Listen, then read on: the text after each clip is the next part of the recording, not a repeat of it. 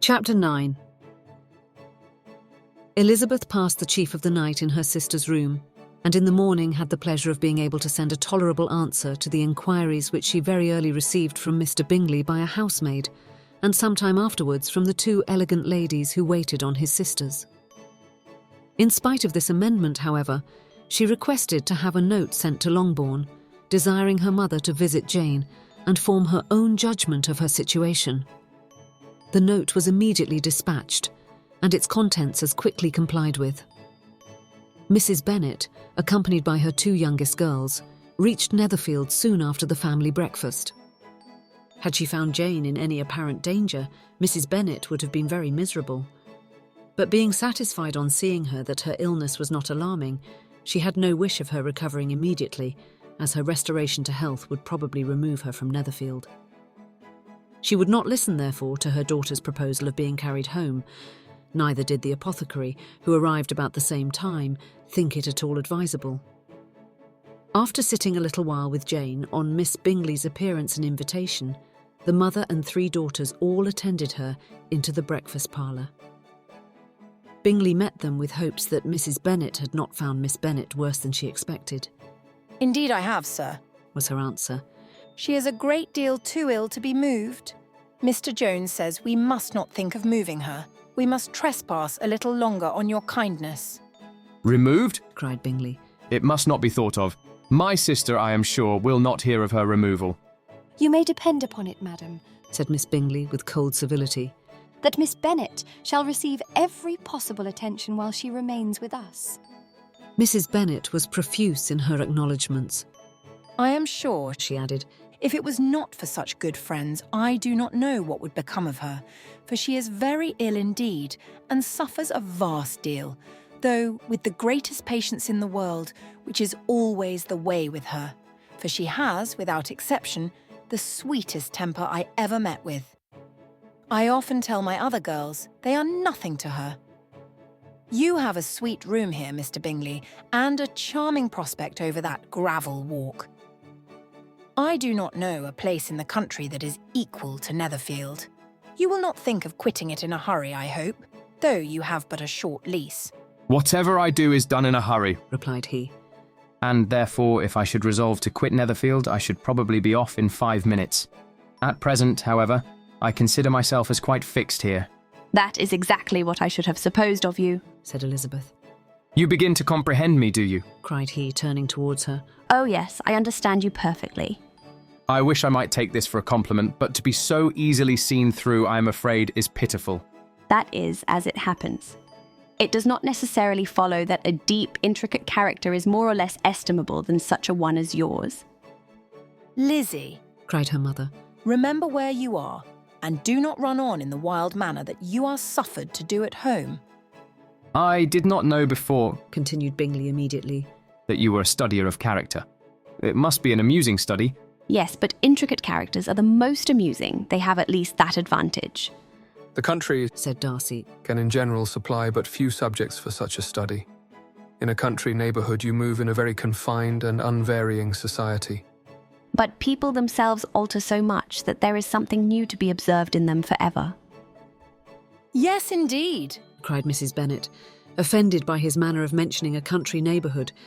"I assure you there is quite as much of that going on in the country as in town." Everybody was surprised, and Darcy, after looking at her for a moment, turned silently away. Mrs. Bennet, who fancied she had gained a complete victory over him, continued her triumph. "I cannot see that London has any great advantage over the country for my part, except the shops and public places. The country is a vast deal pleasanter. Is not it, Mr. Bingley?" "When I'm in the country," he replied, "I never wish to leave it, and when I'm in town, it is pretty much the same. They have each their advantages, and I can be equally happy in either." "Aye, that is because you have the right disposition. But that gentleman," looking at Darcy, "seemed to think the country was nothing at all." "Indeed, Mamma, you are mistaken," said Elizabeth, blushing for her mother. "You quite mistook Mr. Darcy.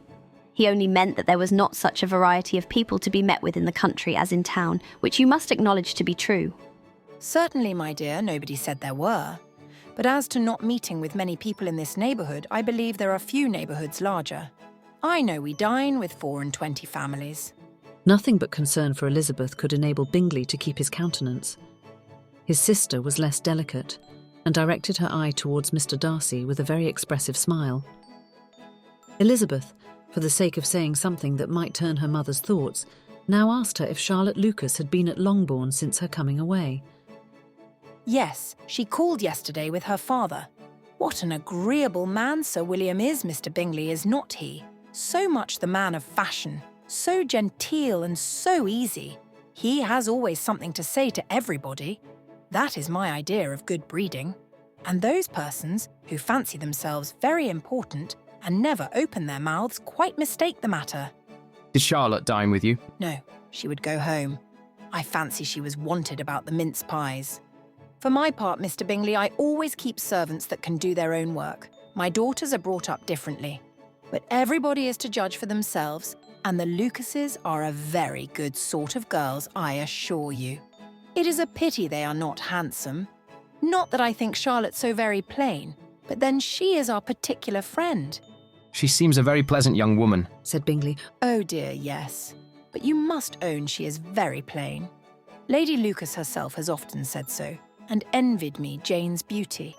I do not like to boast of my own child, but to be sure, Jane, one does not often see anybody better looking. It is what everybody says. I do not trust my own partiality. When she was only 15, there was a gentleman at my brother Gardiner's in town so much in love with her that my sister-in-law was sure he would make her an offer before we came away. But, however, he did not.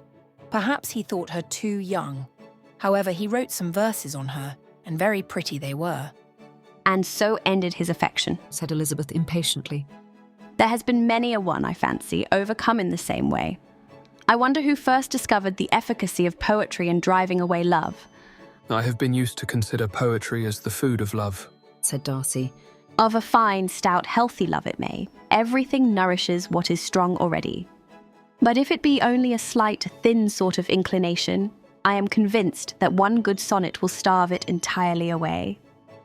Darcy only smiled, and the general pause which ensued made Elizabeth tremble, lest her mother should be exposing herself again. She longed to speak, but could think of nothing to say. And after a short silence, Mrs. Bennet began repeating her thanks to Mr. Bingley for his kindness to Jane, with an apology for troubling him also with Lizzie.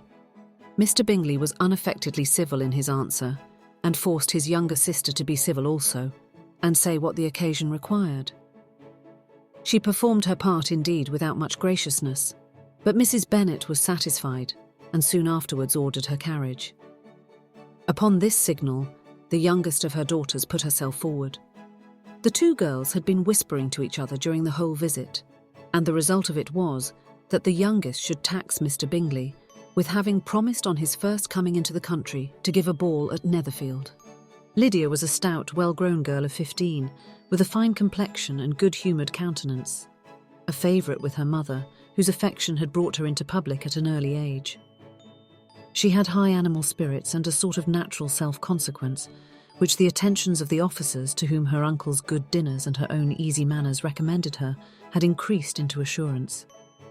She was very equal, therefore, to address Mr. Bingley on the subject of the ball, and abruptly reminded him of his promise, adding that it would be the most shameful thing in the world if he did not keep it.